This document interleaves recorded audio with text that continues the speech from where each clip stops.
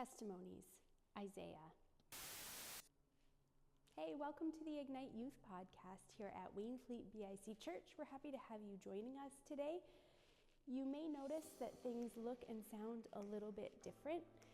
In youth group over the next several weeks, some students and leaders are sharing their testimonies, and we thought it would be fun to give you a glance into how a youth night looks. So if you're listening to the audio, I hope that you'll understand. At the time of the recording, this room will be full of 40 to 50 grade 6 through 8 students. If you're watching on the video, you might even get to spot a few of them. So we hope you enjoy Isaiah's testimony and join us next week for another one. Sup, y'all? So I like to talk as if you guys respond. So I might ask you questions. I would really appreciate answers back.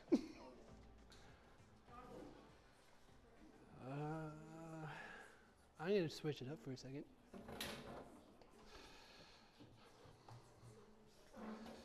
Okay, as I'm getting to stand, what's something good that happened this week for any of you? What's a positive and a negative this week? Anybody? You going where? You going to Toronto? That's fun. I personally like the country. I'm not a Toronto guy. Hey, that's better. Okay, also bear with me, I'm a little blind, so I might go like this a little bit. You need my glasses? I probably need something stronger than that. Mine might be too strong.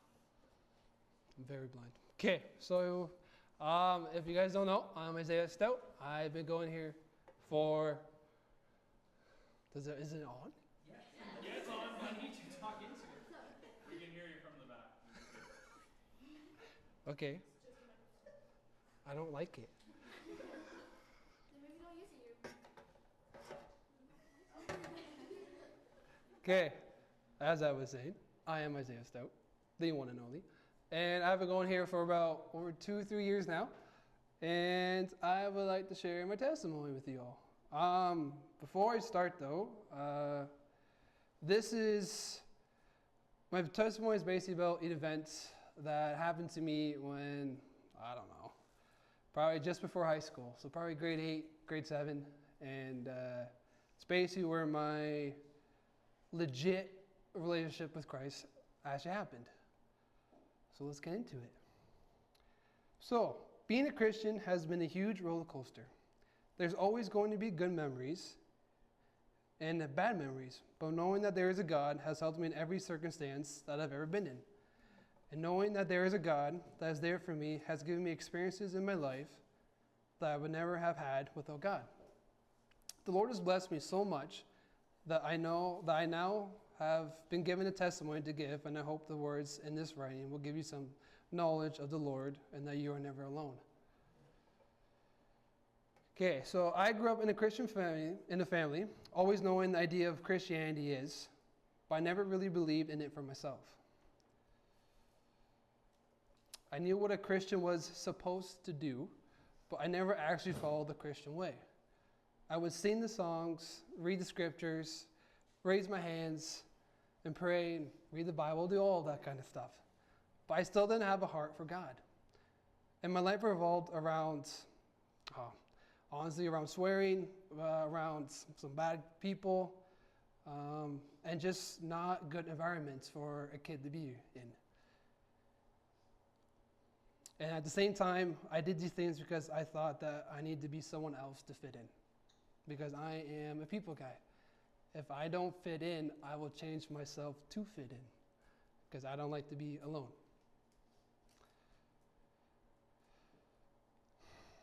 I would think that my comfort was from other people and what I would do for them. But never realizing that it was never me but God's power.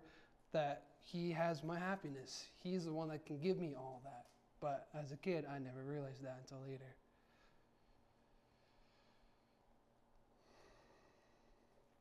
Even though I would contribute in doing Christian things, I was never satisfied because I never accepted Christ for myself. Just doing these Christian things did not make me a Christian, just a really bad singer. So I would be let down by my friends all the time, and I would never feel that connection that I have with God now. I've heard the gospel my whole life, and I've grew up with knowing with a high degree of what gospel is all about. The first time I heard about the gospel was around 4 to 5, and I heard it from my parents and my grandparents and so forth. They would always say that we're not alone and that there is a God that has sent his son to die on a cross just so that we could live a life with God and not die in everlasting pain. I think the first time I heard this, I took it very seriously, and I would always follow what a Christian was supposed to follow. The way my parents always talked about it too at home was always a serious conversation and never goofed around with it. So whenever we talked about Christianity, I would take it seriously. I always known that there is a God that is there for me, but never actually took it to heart. But then one day, something happened. And one day my perspective started to change when my uncle passed away from cancer. And even though I was baptized at this point already, there was still a hole, I guess you could say. So when my uncle passed, I was in a hallway at his house. And for some reason, I was just staying there watching my uncle in his deathbed. And I wasn't supposed to be there, but I was. And he was at a point where the cancer took his eyesight, his smelling, his hearing, his ability to move, and his ability to talk. And at this point, all I could remember was screaming sorrow coming from my aunt, and while my uncle was about to pass. And at the point where he was just about to breathe his last breath, I could see a smile and joy in his eyes, even though he was about to die and could no longer see. But somehow he was able to open his eyes, and he wasn't supposed to. And then he stopped breathing, and the machine went off, his heart stopped, and he was gone. And as a kid, seeing that kind of messed you up a little bit. Kind of plays with everything. You question everything, especially if you live in a Christian life. All you know before that is a good God, and then he takes something important away from you. So kind of when that happened, everything was kind of twisted around.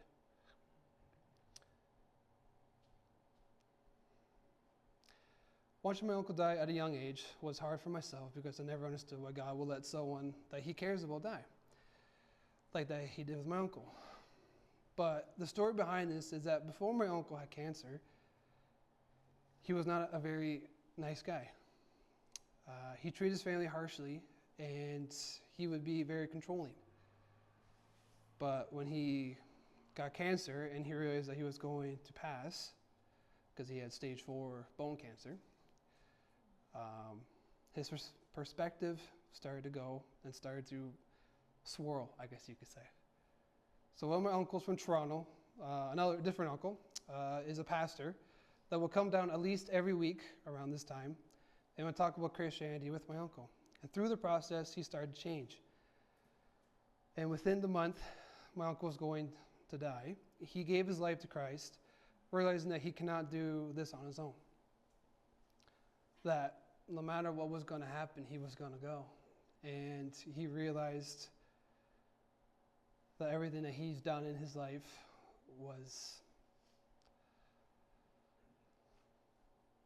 it wasn't great because he was on his own. And that's what he realized when he was about to go. That he needed more than what he was, that he wasn't enough. Because he was the kind of guy who was like a macho guy. He was I guess you could say some kind of boxer. So he always believed that he could do everything on his own. And the fact that is none of us can do stuff on our own. Even not just in faith, but even in our lives, with just random things that we do. You're always going to need help somewhere along the line. Always.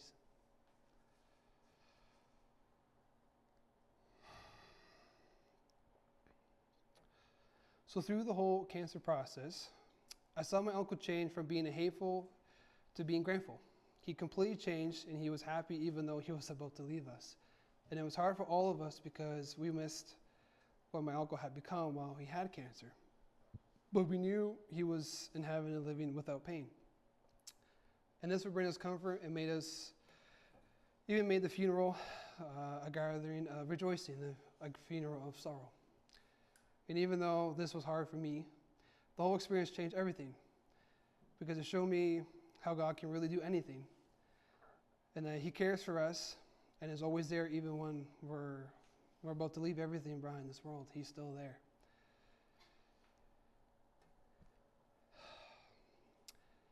See, for me, it is a touchy subject, so everyone has their own opinions on this. But when it comes to losing someone that's important to you, always the big question is, if God's such a great God, why would He take something away from you? If it's a person, an animal, brother, sister, toys, whatever it is. If He's so great, why do these things happen? And as I started this journey, this is kind of what I came up with, but again, everyone's got their own thought on this. So I would say my final struggle just before I accepted Christ for myself was the whole idea of why God lets some people die and heal others. And this was a big factor for me. I can never really understand it, and even to this day, I will never fully understand it because I'm not meant to. None of us are. And I believe that everyone has the time to go and a time to leave this earth and go to heaven. And I do think that He heals some people. I think He heals some people because they weren't ready for heaven and that God still has more for them to do on this earth. And for others, they have done what God wants them to do and wants them to come home. But I finally decided to accept Christ because I wanted that satisfaction that my uncle had when he was about to die. That kind of faith where you know you're about to go, but he was still able to smile on his last breath. And it's basically, ever since then, that's when I fully started living my life for Christ. And it's not easy. There's a lot of people that always ask me, as a Christian, that my life is probably easier. They always ask, "Oh, you're a Christian, so your life's easy, right?" But a lot of people don't understand that it's usually harder because I believe in something that you can't see physically sometimes, or can't hear, or smell, or touch. Not every 4 or 5 senses can do any of it. So when it comes to something like that, it kind of makes your life even harder. But ever was starting all this as a Christian, living my life for Him, it has been the best thing I've ever done in my life. And He's opened doors for me that I could never thought I could ever do. And to be honest with you, it wasn't even me. It was just Him using me to get to where I needed to go. So basically, the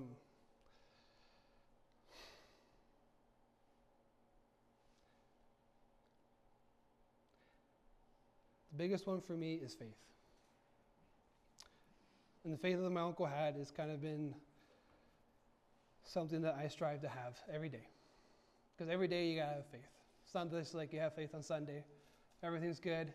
Prayer, worship, Bible, all that kind of stuff. And then you got the rest of your week. You got 6 days. You think one day is gonna be enough for 6 days. No. Every day you have to have faith and trust that He will take care of you. And there's a verse that I've actually memorized it now, but I started this verse when I was just in high school and was probably 8 years ago now. And I forget where it's from. I'll find it. But it is, trust in the Lord with all your heart and lean not on your own understanding. In all your ways, acknowledge Him every day. Acknowledge that He's there. And somehow He will guide your path. I don't know how. All of us are different. I don't know.